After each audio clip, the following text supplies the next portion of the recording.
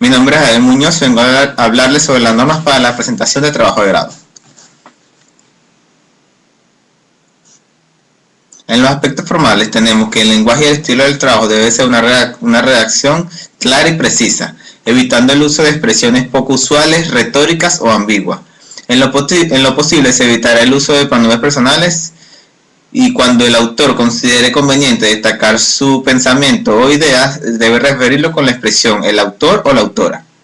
No se deben utilizar abreviaturas, pero se pueden utilizar siglas para referirse a organismos. Estas siglas deben explicarse cuando se utilizan por primera vez. Se escriben el nombre completo y luego las siglas en mayúscula. En la construcción del trabajo, el participante establecerá la cantidad de líneas por párrafo, que serían de 6 a 10 líneas. Si se desea destacar una palabra, puede hacerse resaltándola en negrilla y no en mayúscula sostenida.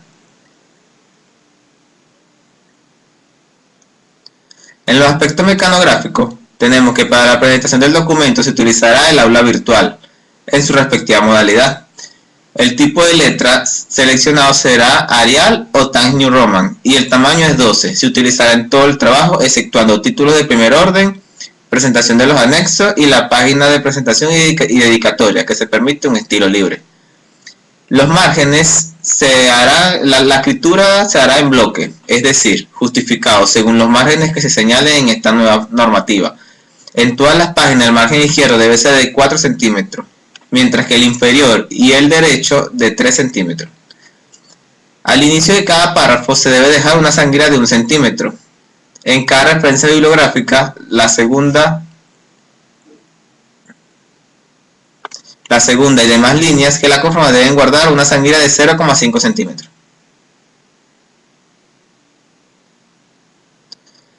De los interlineados se utilizará espacio sencillo, un espacio o el equivalente a 1 centímetro, entre las líneas de cada grupo de datos de la portada de la página de presentación del trabajo, el encabezado y cuerpo del resumen y del abstract, las líneas de cada grupo de las páginas preliminares, las líneas de cada grupo de subtítulos, las líneas de las citas textuales iguales o mayores a 40 palabras, bibliografía entre líneas que conforman cada referencia, cuando los títulos y subtítulos tengan más de una línea.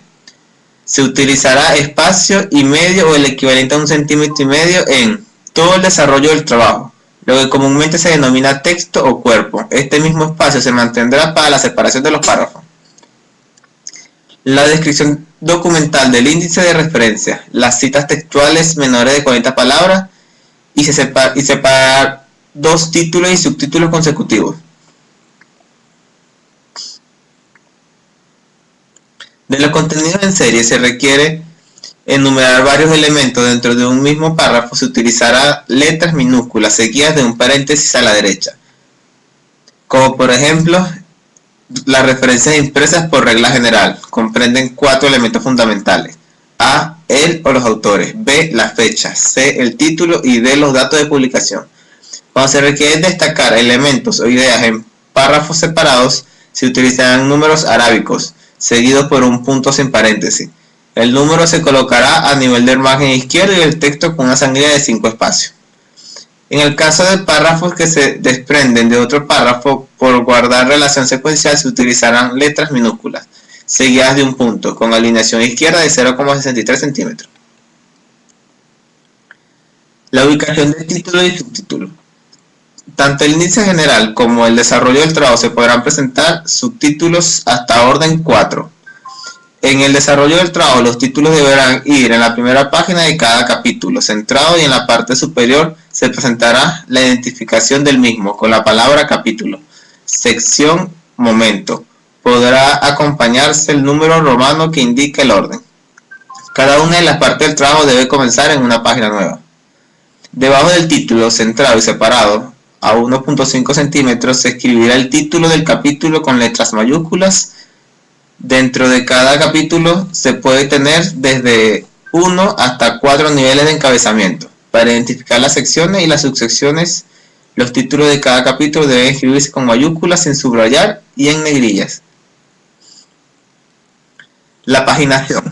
Este punto se refiere a la ubicación y tipo de escritura del número de la página.